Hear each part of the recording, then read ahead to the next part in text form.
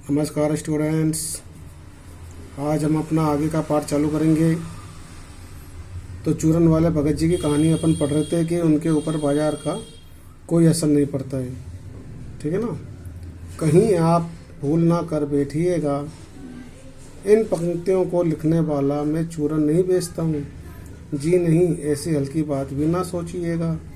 ना ये सोचिएगा कि लेख के किसी भी मान्य पाठक से उस चूरन वाले को श्रेष्ठ बताने की हिम्मत कर सकता हूँ।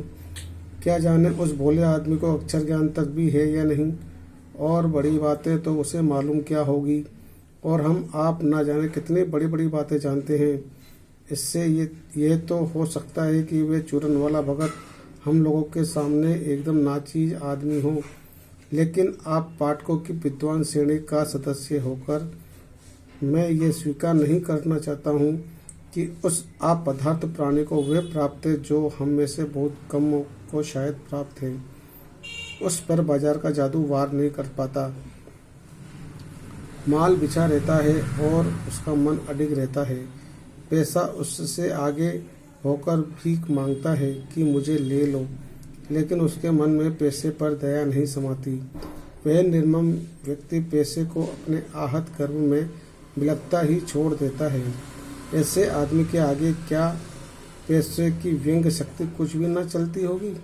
क्या वे शक्ति कुटित रहकर सलज न हो जाती होगी? पैसे की व्यंग्य शक्ति को सुनिए। वे दारू हैं। मैं पैदल चल रहा हूँ कि पास से धूल उड़ाती निकल गई एक मोटर। वे क्या निकली मेरे कलेजे को कौंधती एक कठिन व्यंग की लीक की आर से पार हो गई। जैसे किसी ने आंखों में उंगली देकर दिखा दिया हो कि देखो उसका नाम है मोटर और तुम उससे वंचित हो। मुझे ये अपनी कैसी विडम्बना मालूम होती है कि बस पूछे नहीं।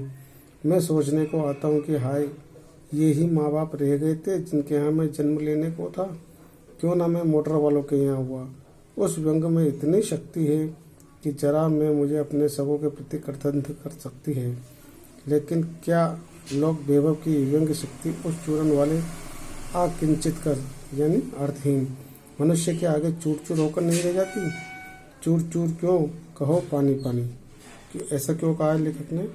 क्योंकि उसकी आवश्यकताएं सीमित है। ठीक है ना।